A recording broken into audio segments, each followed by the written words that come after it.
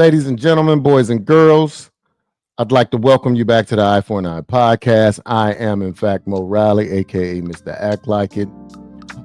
This is the Eye for an Eye podcast, like I said previously, where we discuss cliches, idioms, and phrases that provide wisdom throughout your day and throughout your life.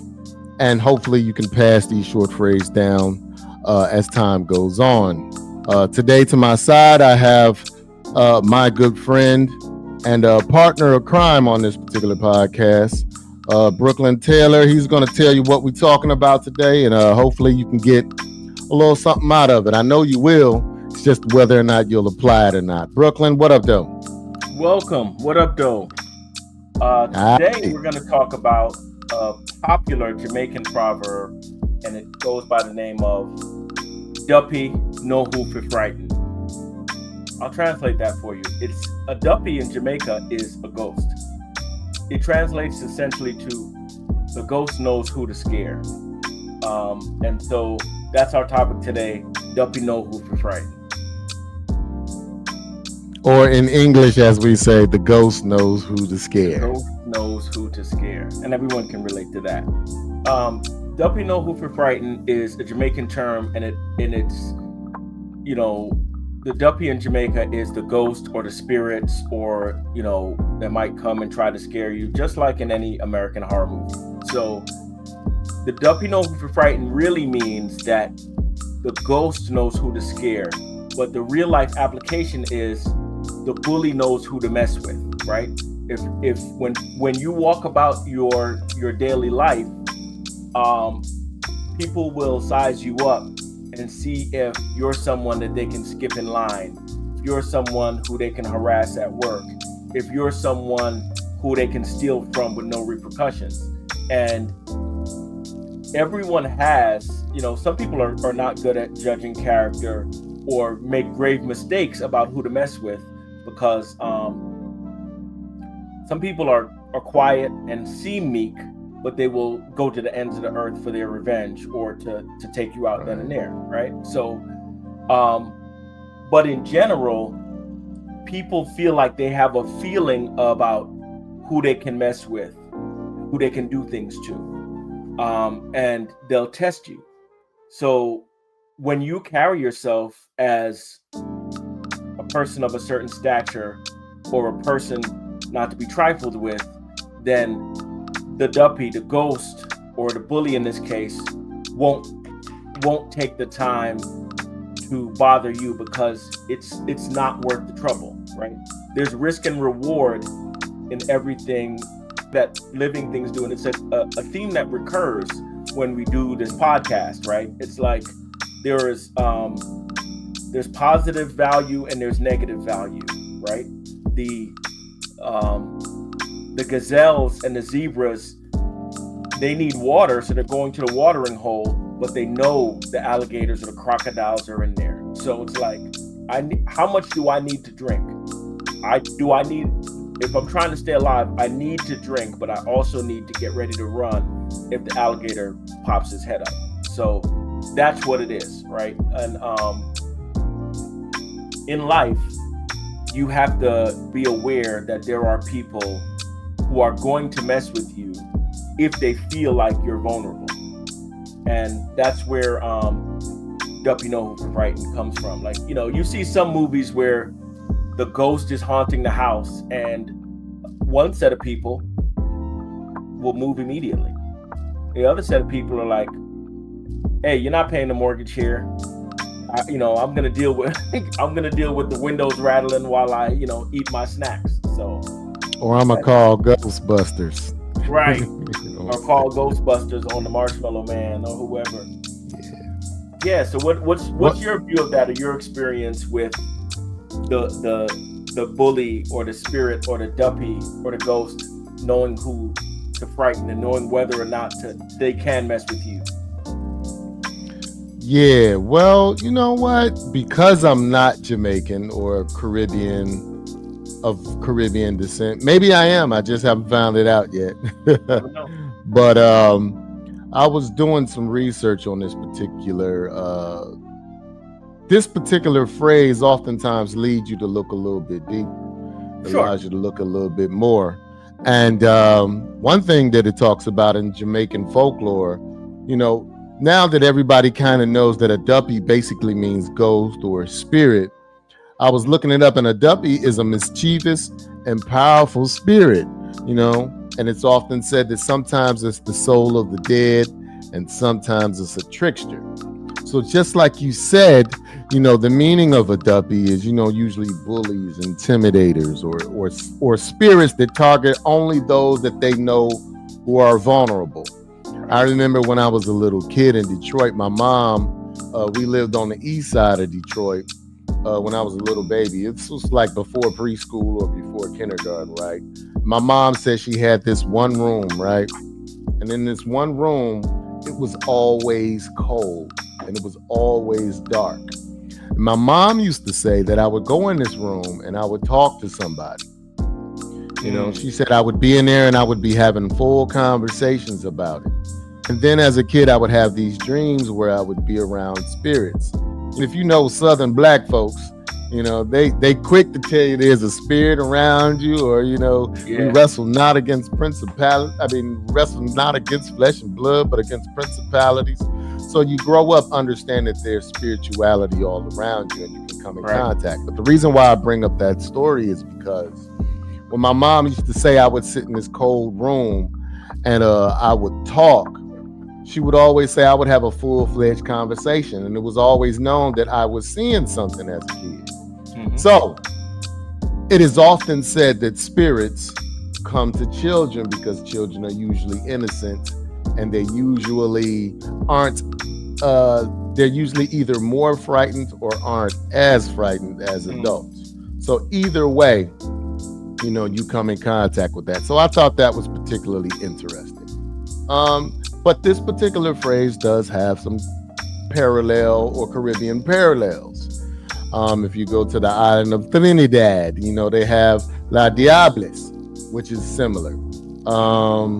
You go to Grenada or Dominica and you have this Sokuyan, you know what I'm saying? I have good friends in Belize, and in Belize they call it Tata Duende, which basically these particular spirits strategically find people, like you said, that may be more vulnerable or may more likely be scared. And then what happens is they tend to go after them. But on a more figurative note, we always say a bully knows who to bully. They watch everybody like everybody else. If they see the kid that's strapping, maybe on the football team, got a lot of friends, are popular, maybe the ladies like him or whatever, they tend not to bother him as much, which was my case. I really wasn't much of a talker, but everybody kind of knew me, and I played ball, and a few girls liked me. I wasn't the stud that I am now, but nevertheless, love the humility, King. I grew into that. I love the humility, King. Hey, to each his own, right? If ain't nobody gonna tell you you're great, you might as well tell yourself you're great. Of course. It always was a pretty interesting subject. And as I usually do, this makes me think. When I research these particular cliches and phrases, it makes me think about questions to ask myself or to ask people. So think about this, people, as we go through this. Do you believe that fear is innate, or is it shaped by our experiences and vulnerabilities? Most of us would more likely say that it's based on our vulnerabilities. My daughter was always scared of the dark, but there was nothing in the dark, so she was always scared of what may have been there in her own mind. Nevertheless, and who in your life might be willing to play the role of the dope. Growing up, you may have an abusive parent. You may have a next door neighbor who constantly just got something to say to you, or you go to church and there's always that ultra religious person that kind of talks down on you. Who is the duppy in your life, and how are they testing you, and are you willing to stand strong and stand tall in that particular amount of adversity? Right. But moving on, Brooke, there's always a situation to come up where somebody's the duppy and there's somebody that they're trying to intimidate. And one of the most popular places this happens is at work. For sure. Where it's usually your boss or somewhere who's more senior to you, or somebody who just don't have anything to lose. Have you had any experiences where there was in fact a duppy, or were you the duppy? I mean, we're old enough now, we can look back on our past and admit some things. Was there ever a situation with you, King? Sure. You know, I think it can happen a lot more than people think, because people feel really safe. People often feel really safe to be out of pocket in a work or what's supposed to be a professional environment, right? There are people who wouldn't bust a grape in a food fight per se, but when they're at work, because they're in a supervisory position or they're in a management position or whatever, they'll forget themselves, right? And they might forget that these hands are rated E for everybody. So indeed, they will often do things or say things, and then you just have to remind them, like, hey, that's inappropriate if you're not trying to get into a fight, right? Like, that's inappropriate if, because your whatever position you have at an organization doesn't mean, when you're working as an adult, everyone is adults, right? So everyone should be treated and respected as adults. But some folks don't remember that. And some folks, if they can get away with bullying behavior, if they can get away with rude or obnoxious behavior, they will. Like, they'll go for it, and they'll treat people poorly. And you as an adult and as a self-respecting person, you just have to check that. You just have to say, you're barking up the wrong tree, right? Like, this is not, because as an adult, as a man can't talk to me a certain way, or shouldn't. And I won't talk to others. Like, mutual respect is important. So I don't talk to people crazy. I don't call people names at work. I don't say wild stuff to them, because, it's not professional and it's not kind. Even if you're not at work, you should treat other people with kindness, and as people who come from where we come from, we're big on respect. As people who are trained as we've been trained, we know that there's a certain responsibility to, it's like when you take a weapons course, right? When you're taking, and we've all taken these courses years ago, but when you're taking a concealed carry course, they're like, hey, you've got a deadly weapon on you, and it's your responsibility to be an adult, and mature and level-headed, right? This is why, at least when I was in North Carolina and I was taking a course, they were like, you cannot bring your firearm into a bar, for instance, and you can't be in a bar drinking with your firearm, because that reduces your judgment, and other people are drunk. So you're in a bar full of drunk people, a drunk person takes a swing at you and you shoot them, you're going to prison, because you brought a gun into a place where drunk, possibly on edge people are. So you're not going to get away with the usual, I was walking down the street minding my business and somebody jumped me kind of defense. But anyway, so bringing it back to work, it's like, if you're working with people, professionalism is paramount, respect is paramount, and when you don't get that respect, then you should address it early, because abusive people tend to test to see what they can get away with, right? It's Right. smaller violations. And if you don't say anything about the smaller violations, the violations get bigger, right? And the duppy becomes empowered, right? To do more, to try more, right? And you see this in all walks of life. You know, all forms of abuse have like a what's the word I'm looking for? You know, like a kind of a range of escalation. You know, people try something, then they'll try something bigger, then they'll try something bigger. I remember the comedian Patrice O'Neal was talking about how he got robbed. He was always a gigantic guy. You remember that story? He's a No, gigantic guy. I just remember Patrice O'Neal, great Yeah. comedian. And he was a big guy, you know, over 300 pounds, you know, probably since he was a teenager, and tall, maybe 6'4" or something. But there was a guy, a much smaller guy, on the basketball court when he was playing ball as a teenager, and the guy kept doing things to him. He kept fouling him and pinching him and elbowing him, and he didn't do anything about it.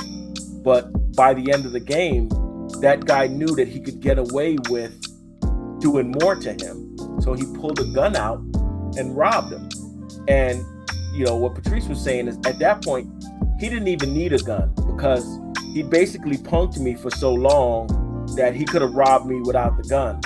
You know, because he knew I wasn't going to do anything because I didn't do anything and he had violated several times.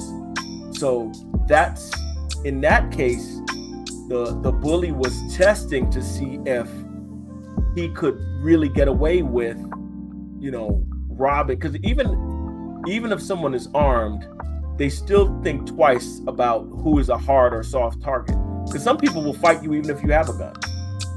You know, they're like, you're just gonna have to shoot me. Are you willing to do that? You know, I think most robbers would rather not, right? Because they didn't come there to shoot someone. They just came there to steal some stuff. And the way they want to steal it is by producing a weapon, you know? But there are just a lot of examples like that where people know, people will test you, people will try to either frighten you or bully you. And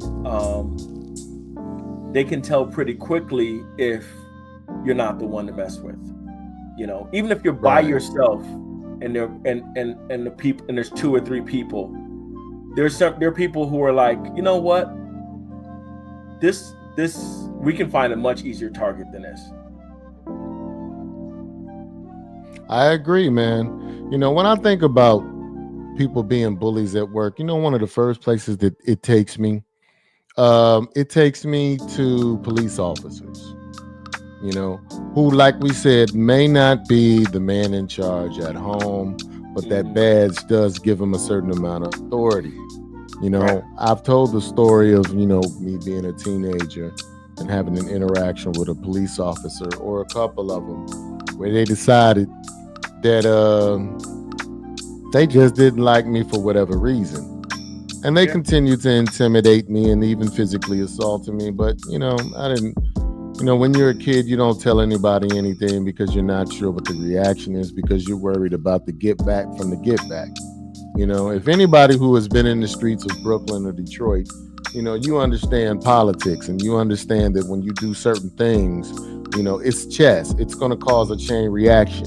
So what we tend not to do is we tend not to say anything. But what happens is those cops that are particularly or who are constantly in that particular situation, as the guppies in this particular instance, they don't even realize that they're doing it half the time because it's become so commonplace, right. You know. So, but however, you know, I do believe that to prevent the guppy from intimidating, or I'm sorry, not guppy, Duppy. You got him crossed up there. But to prevent the ghost from haunting you, it is wise that people know their rights, know their laws, understand, and they exercise things with the amount of decorum that is necessary in every situation. You know, that's one way to avoid it. Family is another instance. Men and women have always heard of the sibling rivalry. Oftentimes the bigger, even if you're not the oldest, the bigger of the siblings tends to kind of have their way. We tend to, I was the oldest in my household. I always kind of had a little bit of love for my sister, so I had some mercy on them. But I didn't have a lot of mercy on them. I picked with them, got them to admit things that I knew I had done, just because I knew that they wouldn't get in trouble like me, because they were younger than me. So in that instance, I guess I was the Duppy, that caused mischief and other things like that. And still, you ever have any situations in family where that was prevalent? Well, I think I've told the story, but one time this was maybe it's a little different. It was a lesson when I was very young. I had a sandwich, and my big brother, shout out to Nice, my big brother just asked for half of my sandwich, and I refused because when you're a little Nice. kid, one of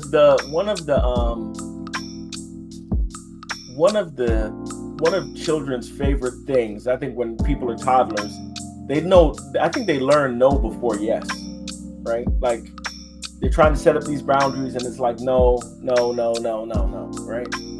And it varies from kid to kid, because I've had nieces and nephews, and they'll give you anything you ask for. If you ask for their piece of cake, they're gonna give it to you. But anyway, I denied my brother this sandwich, and he said, "You can give me half that sandwich, or I'll take the entire sandwich." And that's how young Brooklyn learned about sharing. So yeah, that's Great how that went. lesson. But other than that, I'm from a very big family on both sides, so all kind of great things and lots of great things have happened. But it's always been solid. We've always had each other's backs. And I think it's always been really helpful for like you mentioned earlier, like you being in sports and people being known, it's kind of like a force field. And being from such a big family, having all that backup, I think it was something that a lot of other people miss out on, because it's like, even if, and I never had an experience where nobody at school would talk to me or anything, but I had so many family members, so many cousins, and I had more than enough siblings that I didn't need outside friends. I had them, but if, I wouldn't ever have to succumb to any kind of peer pressure, because if, let's say you're an only child, and then all you have is your friends, and then they're like, well, we're not going to talk to you. And like, okay, I'll do what you say so you can talk. I never had to experience anything like that. Thank God. But yeah, so, you can, but I did grow up in around Fort Greene, Brooklyn, and Brownsville, Brooklyn, and East New York, Brooklyn, and I had to, in high school, I had to go through, Brooklyn, through Manhattan, through Queens, and the bullies abounded on the 3 train, 4 train, and 7 train. People tried to take my stuff.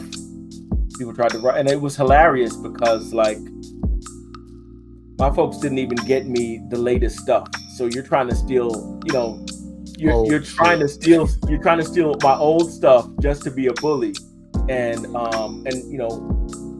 I had to fight for it, right? I either had to fight for it or show them I wasn't afraid, and make them back down. So there were fights on the subway train. There were fights on my way home, in Brownsville. There were people trying to jump me. And, when you go through that as a teenager,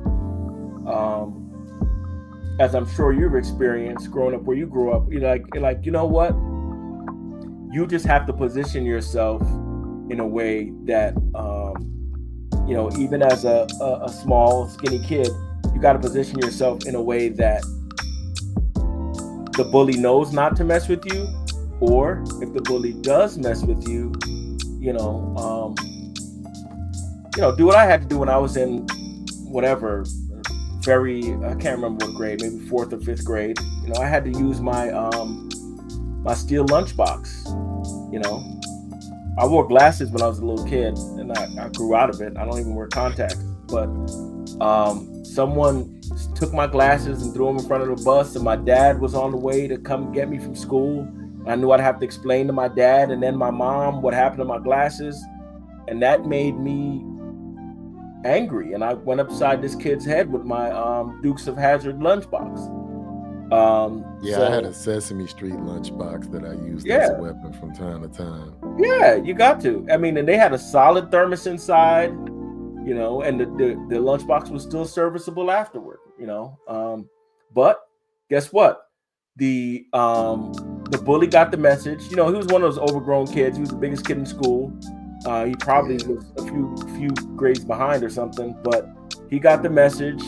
And we were actually cool after that. He respected that I defended myself, and because he hadn't really seen any consequences from his bullying actions, but they did. So I mean, the lesson here for young and old is that you really have to stick up for yourself and stick up for your loved ones in this world, because most of the time no one else is coming, right? Or they won't be there in time to do something about it. So when the Duppy tries to frighten you, you have to. It's your job to alert them that they need to pick someone else. You need to bow up. Hey man, I'd be remiss if I didn't mention this one particular instance of intimidation. And that would be our current political environment right now.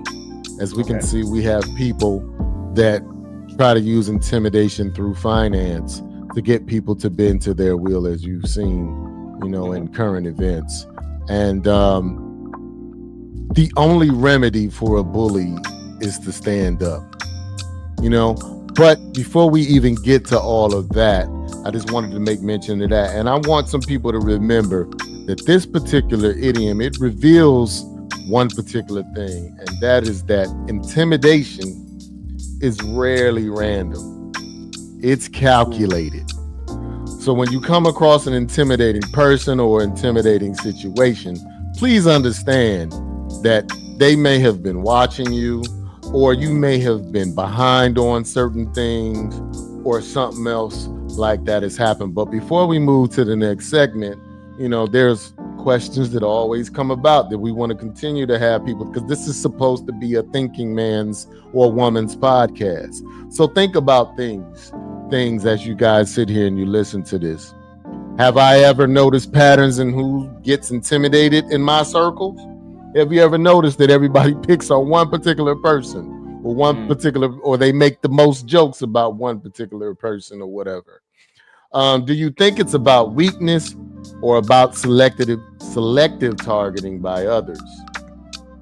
Because we know that it's not random, right? We've established that in our conversation. So do you think that they're looking at your weaknesses, or what do you think people are being targeted?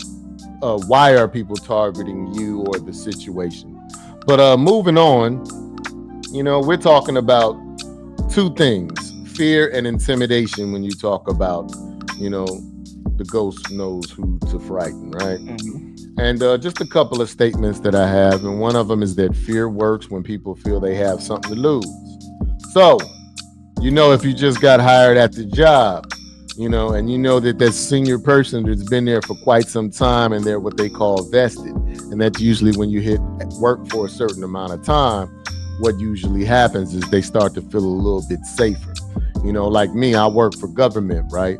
So in that regard, it's like once you get past your probationary period, it's like, hey, I'm good. Unless it would take, in essence, an act of Congress pretty much to get my butt to leave, or I'd have to do something incredibly egregious. But what usually happens is people who have been there longer, or people who have been there when I was in my probationary period, they know that I haven't been there that long. And they try to use that if you don't do this, then, your eval won't be as high as it could have been. Yeah. You know, They'll make life hard for you. Right. But understand this. We're using this as a metaphorical phrase, but ghosts symbolize unseen pressures, shame, social judgment, authority. It doesn't always have to be somebody who's in charge of you or somebody who has something over you. Sometimes it could just be a situation that's intimidating. You know, maybe your finances aren't where you need to be. You know, maybe an unfortunate situation happened, you know, where now you got to buy, you know, brakes for your car, plus a battery and all kinds of stuff like that. And, you know, because life still be lifing, right? All the time. You know, now, when you need to take that day off, you're worried because guess what? Your situation isn't where you'd want it to be. So, you know, in that regard, you know, if we were talking to our brother Cam, he would say, well, get your money up, you know, so you can avoid those type of situations. But that's a conversation for another day. Yeah. You know, but here's the thing, though. Go ahead. No, I was going to say there are, you know, there are a lot of situations where you'd be much more comfortable if you had, you know, a buffer or a safety net, or, you know, I don't.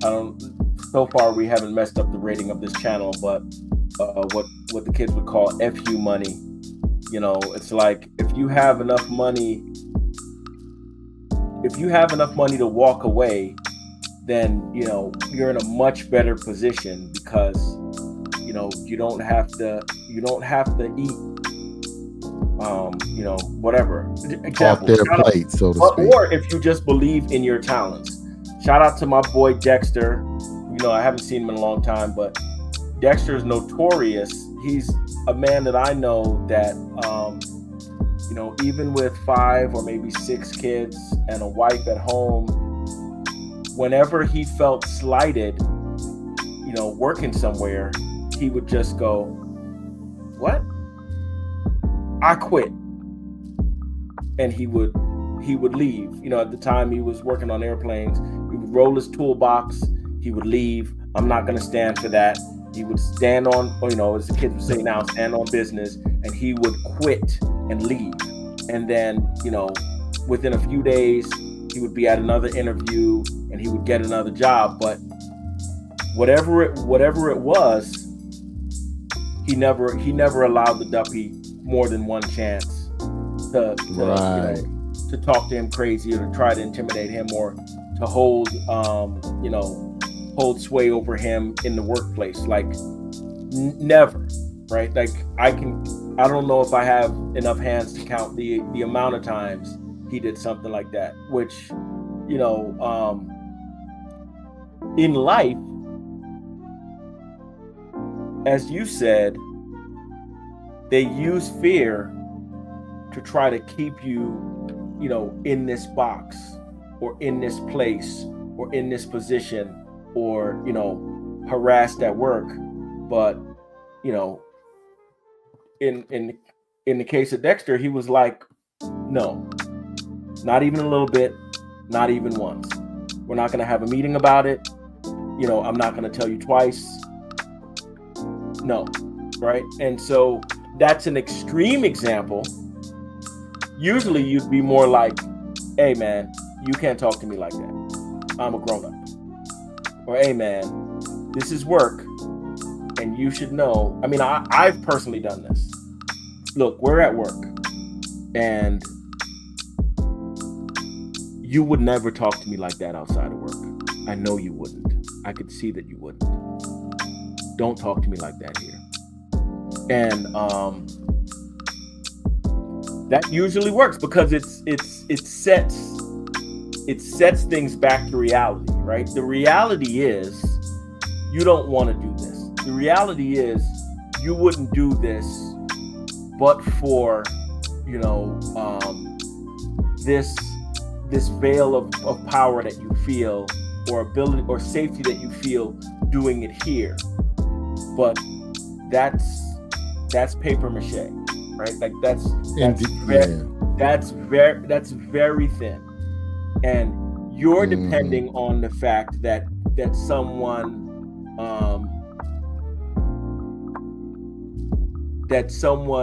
needs a particular job or a particular title or a particular whatever more than they need, you know, their dignity and their integrity.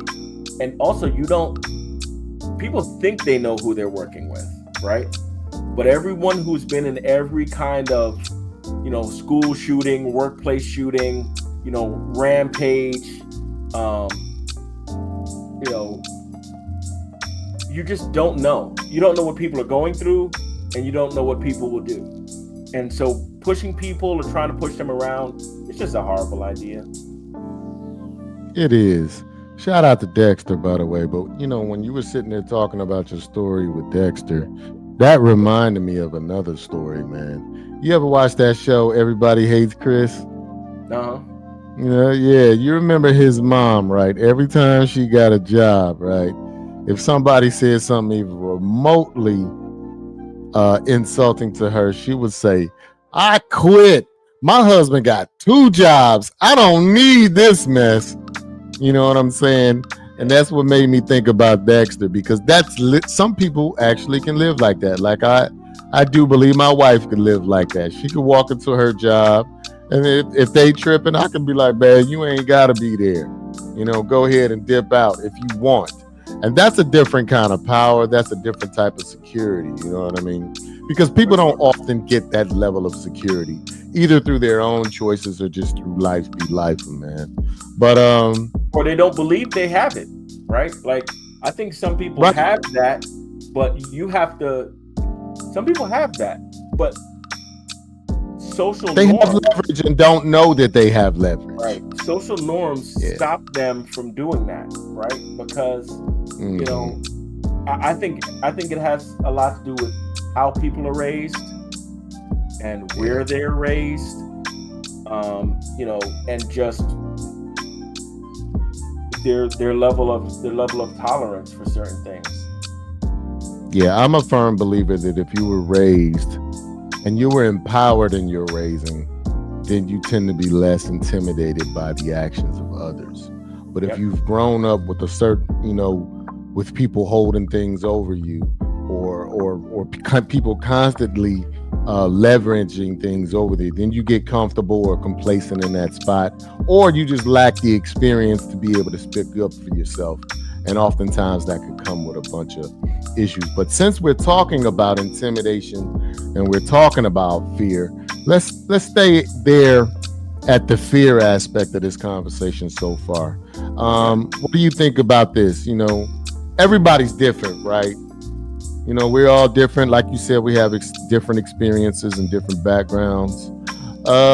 What do you think, besides what we've previously spoken about, what do you think are some factors that contribute to a person's innate instinct to go one way or the other? What are some things that we can do to sharpen us or to build our resilience so that when these intimidating situations or people come about, what are some things that we can do to help us in those situations? First, you got to help to recognize that it's in fact a bullying situation or intimidating situation. And once you acknowledge that it's that type of situation, what do you think are some things that a person can do to fight against that and still be able to maintain a level of decency? Like, you know, there's a saying right now that people say that when they go low, you know, we go high, or if they go low, we go to hell. You know, it just depends on who you are. You know what I mean? Right. Depends on your message. You say, depending on right. So what would you say? I know that you are a biblical scholar, and I believe this is biblical, but I'm just guessing. There's a phrase called "gird your loins," and gird your loins means to prepare yourself mentally and physically for a challenging or difficult situation. I believe it stems from back in the day, warriors back in the day guarding themselves and putting armor around their sensitive areas. So the thing is, victory loves preparation. So you have to be ready and have all your T's crossed and I's dotted, right? So if you are in a work situation, you want to be as proficient as possible, as prepared as possible. You know, you want to be, you want to take away people's weapons. If you're on time and you're orderly, if you're in the military or you're somewhere that requires a uniform, you want your stuff to be together, right? And so if you're prepared in that way and someone challenges you, sure, you're challenging me, but I have the TPS reports ready. You're challenging me, but you can't say I was late because I was here before you. You're challenging me, because the challenge is almost always an attack at a real or perceived weakness, right? Like you said, the bully is attacking the person he or she feels has no one to back them up, right? So sometimes you got to be your own backup. I remember an interview 50 Cent used to say that when we got in the beefs with people, it was like he didn't run home because who is he going to run home and get? Himself? So we're going to fight right here because there is nobody for me to get. And so when you have that attitude, and you know, it's not always a physical fight, but it's almost always a mental one or an emotional one. So if someone is trying to hurt your feelings or trying to get you upset or trying to stab you in the back, then your job is to, you know, defend yourself with preparedness and defend yourself with stoicism. Like, I'm going to control what I can control. You know, this other person is just talking. I don't have to engage with that talking. I don't have to argue with that person. You know, I can choose to have no response to that. You know, right. There's some things you have to respond to, right? If you're in the military and a colonel or a general walks up that's in your chain of command and asks you something, you're probably going to have a response to that. Do you think, and I know you know the answer to this, but do the ghosts sometimes miscalculate and trying to scare the wrong person and they're sparking defiance instead of submission? Sometimes, man, you Absolutely. think you're the ghost and you just pick the wrong person on that day, you know? Or sometimes the situation picked the wrong person. Maybe the situation itself. You know, understand that they're like we using the term ghost, but understand that these type of things are all around us all day, every day. Whether we see them or not, whether you believe in them or not, they're there. You know, and situations sometimes can become the intimidating factors in your life. But sometimes that intimidating factor picks the wrong person because you're ready. You know what I'm saying? Yeah, you're ready absolutely. to go head up on it. Brooklyn, speak to that if you don't mind. Speaking to, you know, you said earlier that being prepared is one way that you can combat the fearfulness that comes with being intimidated by a certain situation or by a person. And preparedness is definitely one way. Sometimes the Duppy gets it wrong, right? Like, right. Someone really, I'll give you an example of my little sister Keisha. Shout out to Keisha. Shout out to Jody. Shout out to all my siblings. Big key.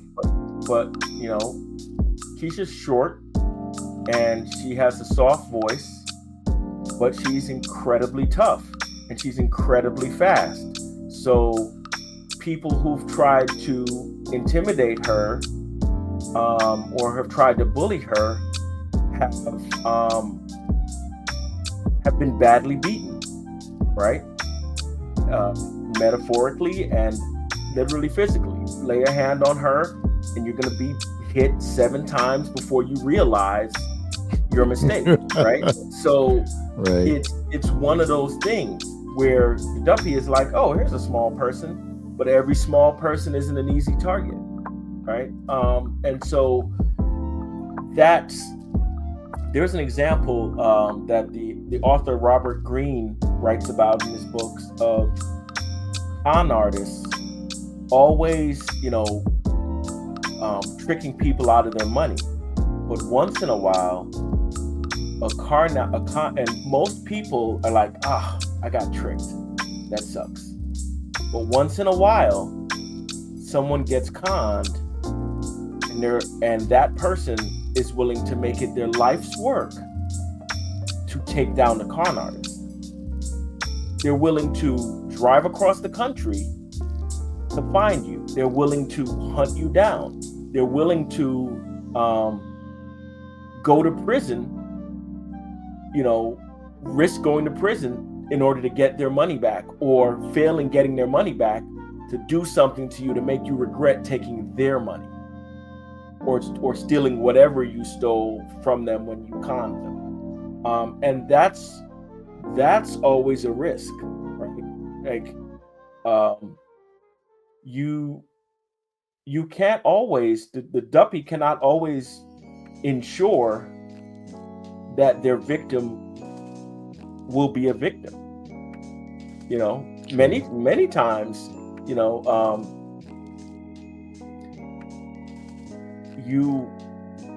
sometimes people view themselves as an animal, but they come across a monster. And an alligator's an animal, and a capable one, but Godzilla's a monster, and an alligator is no match for Godzilla. So, those are things that people need to realize and people need to think about, because I believe people don't think, right? When they're about to bully someone, they're not putting a lot of thought into it. They're like, we can take this from this person. Incorrect. You might be wrong. You might be dead wrong. So that's what I think about. Yeah, and history has several examples of people being wrong. There's always been resistance against the bully. Let's look at the civil rights movements, the 3 different phases of the civil rights movement. There was intimidation through dogs. There was intimidation through police and water hoses and people being beaten. Nevertheless, people showed up and oftentimes didn't bring violence to combat violence. Martin Luther King was a proponent of nonviolent resistance.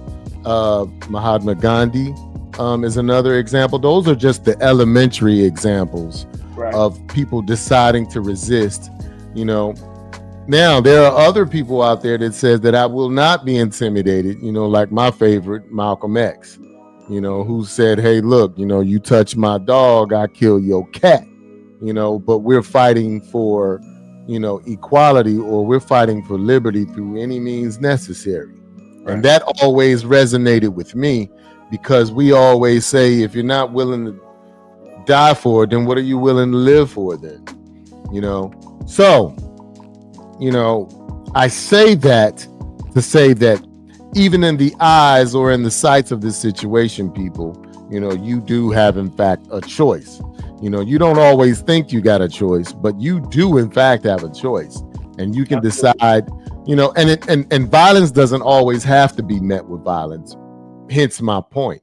A lot of times it's just standing up or speaking up for yourself, or advocating for yourself, or advocating for the situation, and being as prepared as possible to combat what you think may be coming. Oftentimes, these podcasts are considered, a Duppy. It's intimidating to get on here and talk to a camera and talk to other people, knowing that there's a possibility that thousands or even maybe even millions of people can see. But you combat that through being prepared. You combat that through your own confidence and looking at things that you've done previously in your past that say that I've overcome before, I can overcome now. But throughout our history, and you and I, we've talked about, you having a Jamaican raising, me having a Midwestern, Black American raising and whatnot. I mean, we both still had a lot of similar experiences. For sure. I think about this, and we're talking about fear, and we're talking about now overcoming that fear. And through different segments of life throughout history, we've always had somewhat of a theme for resistance. If I remember correctly, like you said, I grew up in a church being a Christian. We always heard the phrase, God has not given us the spirit of fear. It's basically just seen as a false ghost to overcome. You know what I mean? Even in African philosophies, we saw where community wisdom teaches composure as a defense against intimidation, similarly to what we talk about. You talking about mainly stoicism and preparedness. Even here in the East, we've seen where fear is an illusion, and mastery comes from inner calm. And you see, there seems to be a going theme with all of this, that if you can find your bearing, we used to call it military bearing, remember? Where if you can find stoicism and you can find a way to be calm in these situations, believe it or not, you can find solutions to all these particular issues. But before we end this segment, of course, I'm going to ask a couple of questions like I always do. So even if you don't get anything out of this particular podcast as far as the information that we are sharing, at least you can ask yourself these particular questions, ladies and gentlemen. Do you see fear as something to be avoided or as something to confront head on? How does your cultural or your spiritual beliefs shape all of that? So think about that in your spare time. But moving on, let's bring it all the way up to modern times, Brooke. We've already talked about workplace intimidation. We talked about, in family life, personal intimidation or people close to you. We've even started to begin to talk about, building some type of resistance to that fear. What's another thing that can be intimidating? And I want you to talk about it because you're far more adept at it than I am, and that's social media. We've seen a lot of people getting moved off their square just because of social media. And this is for the young people that grew up. See, you and I, we didn't grow up with social media. It became a reality later on, maybe in our, late teens, early 20s. So we always can have a reference point of not seeing it as that big of a deal. But Terry and Jasmine and Jamal and all these other youngsters, they were born into it. How do you think they can not be intimidated by the social media climate? Because right now, cancel culture is running rampant, even if you're not doing nothing in particular to be canceled from. What say you, King? I think the important thing with social media especially is you can't control what other people do, but you can control what you do. And my cousin Rob Rose, Esquire, besides being an attorney, he's the father to four girls, right? Ages ranging from late 20s to, preteen, 14. So what he always says is that he never posts anything on social media that he wouldn't want, that he would feel a way about his daughter seeing on a billboard. If you were in Yankee Stadium and they were to post his tweets and his Facebook posts and his, Instagram or whatever, he's never posted anything that he would be ashamed for his daughters to see, right? And that makes sense. That's a good rule of thumb, right? Like my mom, shout out to mom, my mom complimented us on the latest episode of this podcast. That means that it was something that she could watch, she could consume, and she could get some value out of. And there's nothing, you know, we didn't embarrass ourselves or cause shame on our family names. We're just trying to help people every time we do a podcast, right? Every podcast is not like that, right? Every podcast is not coming online to help people or motivate people or bring value, right? We're not here to tear anybody down. We're not here to hate on anybody. We're not here to hurt or harm anyone.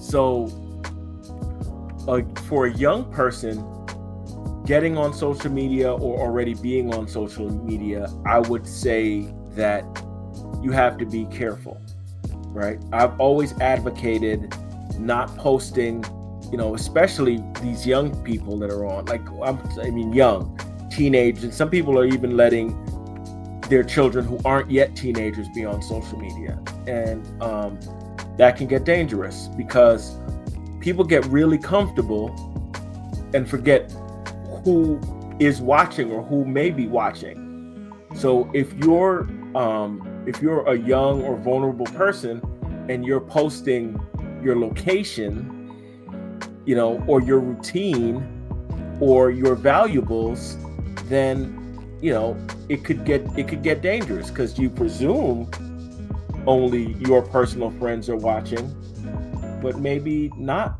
Maybe it's not only your personal friends. And as far as doing things that keeping yourself safe in other ways, right? If you say, you know, if you're trying to say edgy things for likes, and then you're also trying to get a job in the future or be admitted to your favorite learning institution, and that's not even restricted to colleges and universities, because nowadays, you know, people are trying to get into a good charter school or a private high school, you know, private school starts long before high school, but you know what I mean. So these are things that people need to watch out for, right? You should be yourself and express yourself, but you should be and express your highest self, because when you don't do that, you open the door for repercussions that you may not have anticipated. You know what? I 100% agree. And let me add on to that. I always said, you know, well, not long ago, Facebook was the best thing popping, right? Before Instagram and before TikTok and before all these other, you know, before Twitter kind of took off, there was Facebook, and before Facebook, there was MySpace.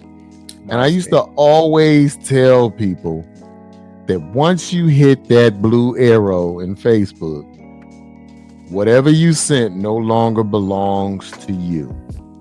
Amen. You know, and I tell people that all the time, that the only thing you own is your opinion or your thoughts. But once you hit that blue arrow, it is no longer yours anymore. And if it's no longer yours, then people get to do and manipulate it however they see fit. Right. So if they want to cut something you say out to make it sound like you're saying something extremely provocative, guess what? Understand that at a very basic level, you allowed it to happen. So think about what you post before you post it. But not only that, think about what you consume while you're consuming it, because everything matters. We used to always say your diet determines who you are, and part of your diet is what you consume on social media. So if you're always looking at the gossip sites, if you're always looking at the men who talk about cheating on their wives, if you always look at the Tatianas, that stuff gets into your spirit. And before you know it, normal things intimidate you. A normal person getting on there and having a conversation, or a normal person who's in charge of their feelings and have conversations and can add intellect and add information and add facts to it. And all you've been used to is these emotional responses based on the people that you watch and otherwise like that. Believe it or not, it can lead to you not coming off or being viewed as the person that you see yourself ultimately. So let's keep that in mind when we playing around on this social media thing.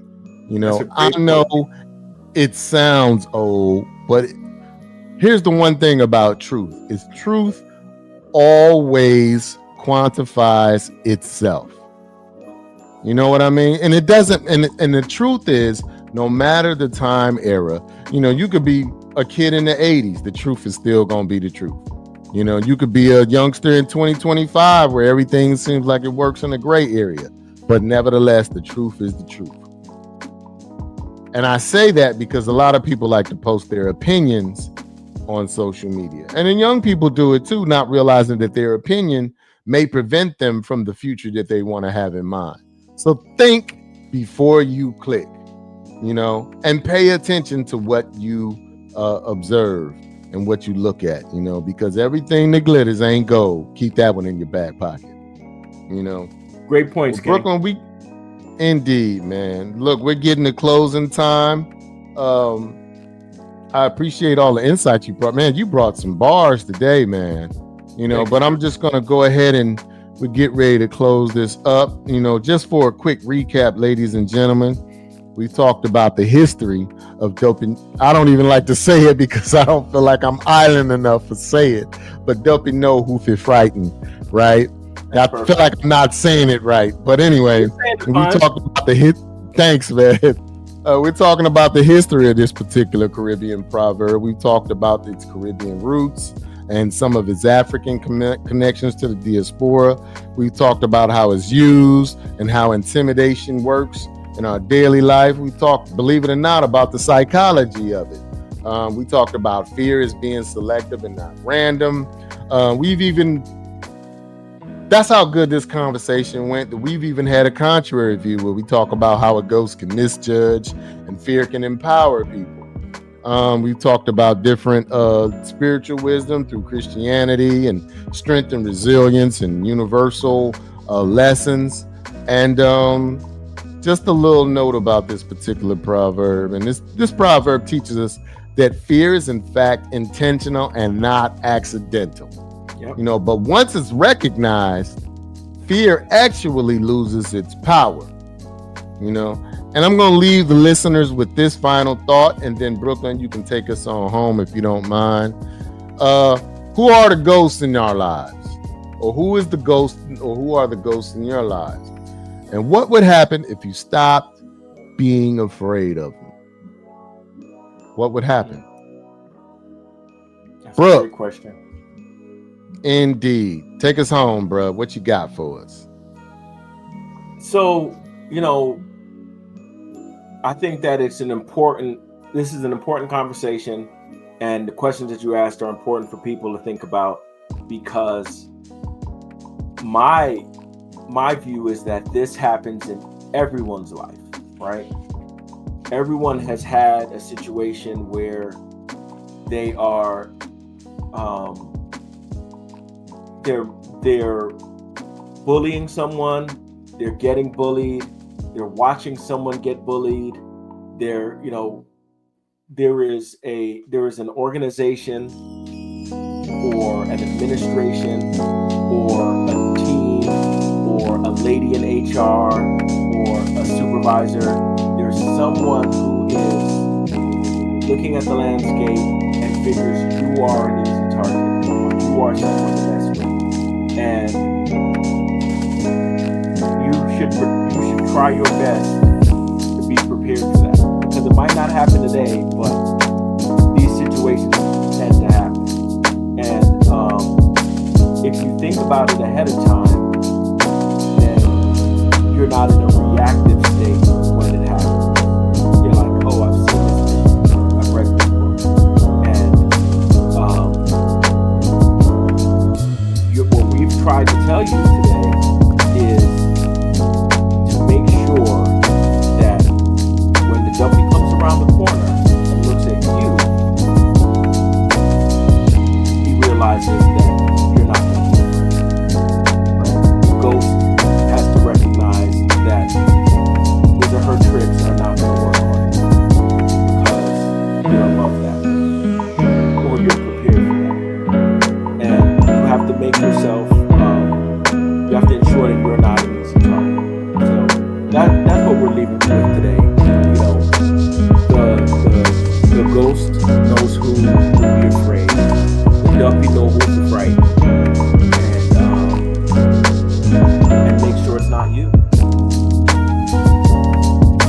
That's it.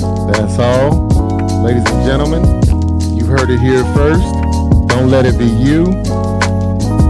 I am Mo Riley, aka Mr. Act Like It, here with the brother, the philosopher, Brooklyn Taylor, and we are in fact the Eye for an Eye podcast, and we appreciate you coming out. Let's be great together, ladies and gentlemen, all right? We want everyone to have a lovely day. Until next time, Eye for an Eye, y'all.